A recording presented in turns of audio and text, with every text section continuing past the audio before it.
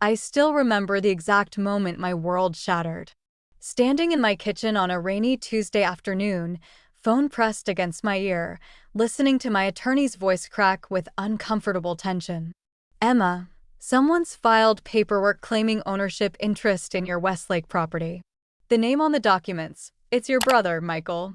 My coffee mug slipped from my fingers, shattering against the tile floor.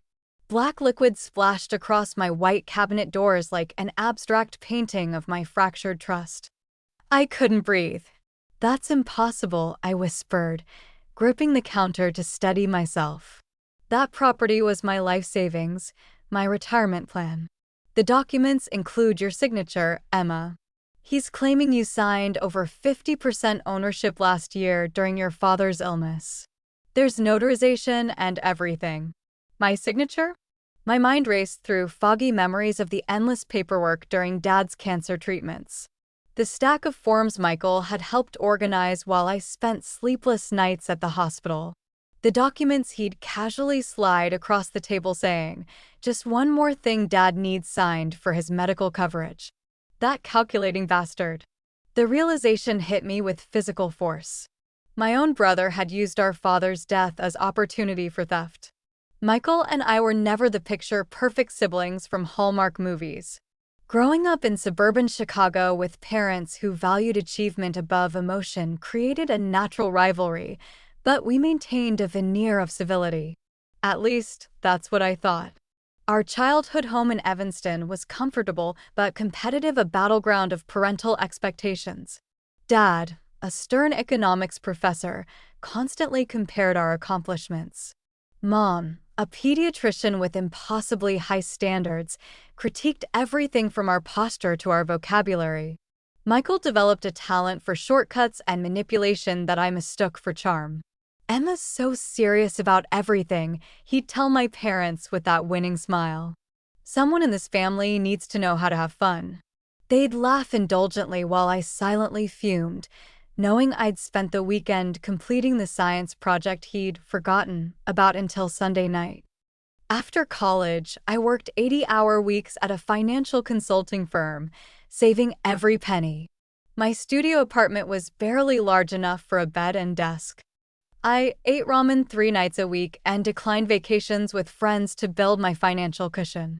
Meanwhile, Michael pursued a string of failed startups and opportunities, burning through 3 marriages and whatever money our parents lent him. I played by the rules he played, people. When I finally saved enough to purchase the Westlake investment property 4 years ago, it was my proudest achievement. A small apartment building with 6 units in an up-and-coming neighborhood, it represented security my salary alone couldn't provide. "You always were Dad's favorite," Michael had commented at our father's funeral last year, his voice tinged with the familiar bitterness I'd learned to ignore. "No wonder he left you in charge of everything." I should have seen the warning signs, the sudden interest in my investments, the casual questions about property management, the unexpected offers to help with paperwork while Dad was dying. Looking back now, it was all so calculated. The weeks following my attorney's call became a nightmare of legal notices and threats. Michael wasn't just claiming partial ownership, he was attempting to force a sale of the property and take half the proceeds. "Your sister mismanaged the investment," Michael told our mutual friends. "I'm just protecting what's rightfully mine before she loses everything." The toxic narrative spread through our social circle like poison. My phone filled with concerned messages from family members who'd heard his version of events. Cousins I'd been close with stopped returning my calls. At Aunt Catherine's birthday dinner, relatives fell awkwardly silent when I entered the room, conversations resuming only after I'd left. The isolation was suffocating, but the financial implications were catastrophic. The property management company I'd contracted froze operations pending legal resolution. Tenants caught wind of the dispute, with 2 refusing to pay rent until ownership was clarified. "You need to settle this quickly," my bank officer advised during a tense meeting. "This dispute is affecting your creditworthiness for other investments." When I tried confronting Michael directly, he simply smiled, that smug smile I'd seen countless times growing up, the one he'd worn after breaking my science project in 7th grade, claiming it was an accident while telling everyone I'd copied his idea. "You always thought you were smarter than everyone else, he said, leaning back in his chair at the coffee shop I'd suggested for neutral ground. "Maybe this time you weren't clever enough." The casual cruelty of his words sickened me. There was no remorse, no shame, just satisfaction at having outwitted me.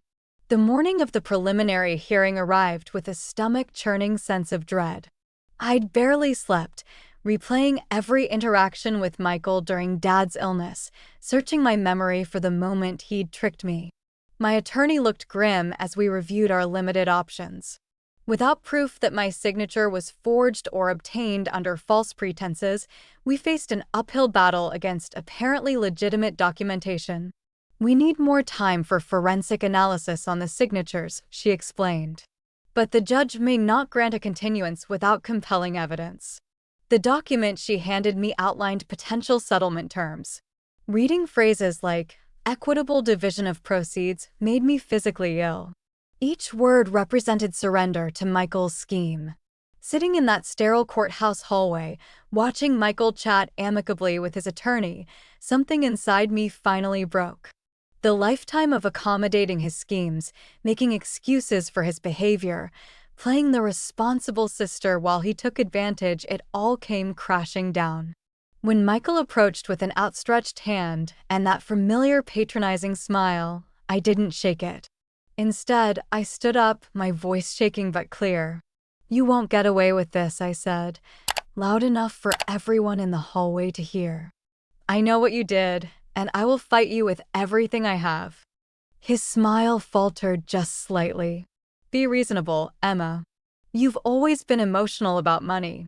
We can end this today with a fair split." "Fair?" I laughed, a harsh sound that surprised even me. "You haven't earned a single brick in that building. This isn't about fairness, it's about your pathological need to take what isn't yours." As security officers glanced our way, I leaned closer, my voice dropping to a whisper. "You picked the wrong property to steal, Michael. And the wrong sister to con." That night, alone in my apartment, memories flooded back unbidden.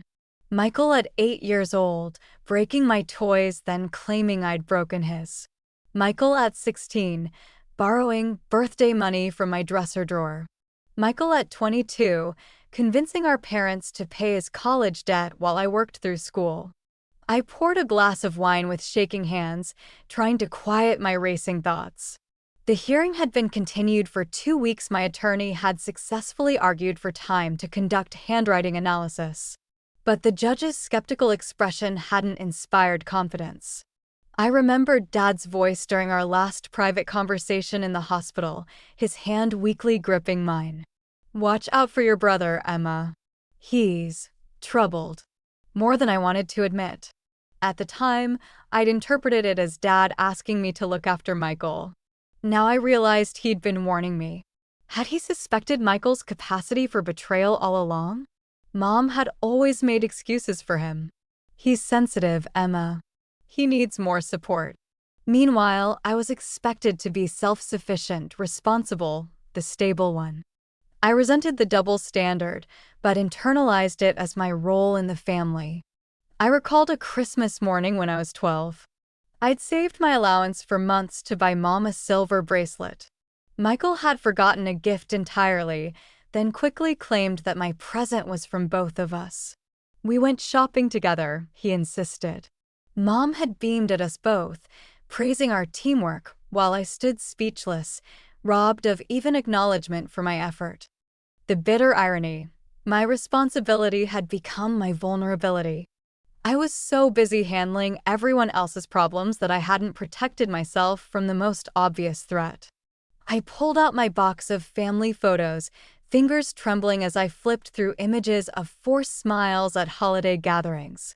In nearly every picture, Michael stood slightly apart, watching rather than participating. Had that calculating look always been there? The realization made me physically ill. My own brother had been plotting against me for years, viewing my success not with pride, but as a personal affront to be corrected. 3 days before our rescheduled court date, my old college roommate Vanessa insisted on dinner. I almost canceled. My appetite had disappeared weeks ago, but her persistence won out. Over plates of untouched pasta, I recounted the whole sordid story. "This doesn't sound like a sudden opportunistic grab," Vanessa said, her eyes narrowing. "Michael's been setting this up for years, waiting for the perfect moment of vulnerability." Vanessa, now a successful corporate security consultant, didn't offer sympathy. Instead, she offered clarity. "Emma, you're still thinking like a sister, not a businesswoman. You structured your real estate investments like a naive family member, not the financial expert you are professionally." Her words struck like lightning. She was right. I'd compartmentalized my personal and professional lives so completely that I hadn't applied my financial acumen to protect myself from family. "If one of your clients came to you with this situation, what would you advise them?" she pressed. The answer emerged instantly: create a layered ownership structure. Keep assets protected through LLCs, with documentation that clarifies true ownership regardless of operational signatures. Vanessa raised her eyebrows meaningfully. "And did you follow that advice yourself?" My heart suddenly raced. Did I? In the early days of my investment planning, before family complications, before Dad's illness, had I protected myself automatically, professionally? I excused myself to make a phone call, fingers shaking as I dialed my financial advisor's emergency line. "Miss Carter, I wondered when you'd call," my financial advisor said, his voice surprisingly upbeat. "I've been following your situation through the notices we've received." "Tom, the Westlake property, how exactly did we structure the purchase?" "As we do with all your investments," he replied, confusion evident. "Through your Aspen Heights LLC, which is owned by your blind trust. Don't you remember? You insisted on the setup after that identity theft issue you had 3 years ago." The memory crashed back. Of course. After a client's financial information was compromised through my work email, I'd restructured all my personal holdings with obsessive caution. The Westlake purchase had been my first acquisition under the new arrangement. "So the property Michael's claiming," I began, "is owned by an LLC that doesn't even have your name attached to it," Tom finished. "The paperwork your brother has, whatever it is, can't possibly transfer ownership of property that, legally speaking, you don't personally own." I sank into a chair, light-headed with relief and something else, vindication. "Why didn't you mention this when the dispute started?" I asked. "Legal notice went to our firm, but you never called us directly. We assumed you were handling it through personal attorneys due to the family nature of the dispute. There are privacy protocols." I hung up and called my attorney, words tumbling out as I explained the situation. Her cautious optimism gradually shifted to outright confidence. "This changes everything," she confirmed. "The documents he has are meaningless. You never had legal standing to sign away property owned by an LLC, regardless of whether your signature is genuine." The next 48 hours were a whirlwind of document gathering and legal preparation. Years of meticulous record-keeping, a habit Michael had often mocked as my control-freak tendencies, now provided an impenetrable shield. For the first time in months, I slept through the night. I woke feeling something I'd almost forgotten: strength. I called the property management company with confirmation from my attorneys, reinstating their services immediately. I visited the building, personally apologizing to tenants for the confusion and offering a goodwill discount on next month's rent. Looking at the brick facade I'd so carefully maintained, I felt reconnection with the woman I used to be: determined, competent, forward-thinking. The evening before the hearing, Michael texted, "We need to talk." Alone. Against my attorney's advice, I agreed to meet him at a coffee shop. He looked diminished, somehow, designer clothes hanging slightly loose, dark circles under his eyes. "You could have told me," he said without preamble. "Told you what, Michael? That you couldn't steal my property? That fraud is illegal?" That betraying family is wrong. He flinched. About the LLC. You made me look like a fool. The sheer audacity stunned me. You did that all by yourself. The morning of the hearing, I dressed in my sharpest suit, applied makeup with care, and styled my hair small rituals of normalcy that had fallen away during months of anxiety. In the mirror, I barely recognized the confident woman staring back. My phone chimed with a text from Michael, not too late to settle. 40-60 split in your favor. Final offer. I didn't respond. Some messages didn't deserve acknowledgement. Michael's face as my attorney presented the LLC documentation to the judge was something I'll treasure forever. The blood drained from his cheeks, his confident posture crumbling as realization dawned. Your Honor, my attorney stated calmly, as these records clearly demonstrate, Ms. Carter never personally owned the property in question. It belongs to Aspen Heights LLC, established 3 years before the alleged transfer. The documents Mr. Carter presents, even if the signatures were legitimate, would have no legal effect on property ownership. Michael's attorney requested a recess, desperately whispering with his increasingly agitated client. When proceedings resumed, the judge's assessment was devastating. The court finds no valid claim against the property. Furthermore, there are serious concerns about potentially fraudulent documents submitted by the plaintiff. This case is dismissed. Outside the courtroom, Michael cornered me, his face contorted with the familiar rage I'd seen whenever his schemes unraveled. You think you're so clever, he hissed. This isn't over. I stood my ground, feeling decades of accumulated fear and obligation falling away. Actually, it is over, Michael. Not just this case, all of it. The manipulation, the lies, the taking without earning. I'm done. We're family, he sputtered, falling back on his ultimate manipulation. Family doesn't steal from family, I replied calmly. My attorney will contact you about potential fraud charges. Whether we pursue them depends entirely on what you do next. As he stalked away, I felt no triumph, only relief and an unexpected sensation of lightness. 6 months later, the Westlake property was thriving. With the legal cloud lifted, I completed the planned renovations, raised the building's energy efficiency rating, and attracted quality tenants who appreciated the improvements. The family remained divided. Some relatives couldn't forgive me for humiliating Michael, while others quietly acknowledged the justice of the outcome. I learned to accept that some relationships couldn't be salvaged and focused on those that could. Michael eventually moved to Arizona, starting over with yet another business venture. Our paths no longer crossed, and the distance brought unexpected peace. The experience transformed my approach to both business and personal relationships. I established a mentorship program for first-time women investors, teaching them the protective measures I'd learned through painful experience.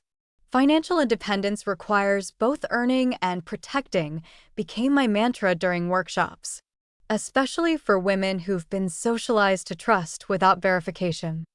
The lawsuit, despite its emotional toll, ultimately strengthened my resolve and clarified my priorities.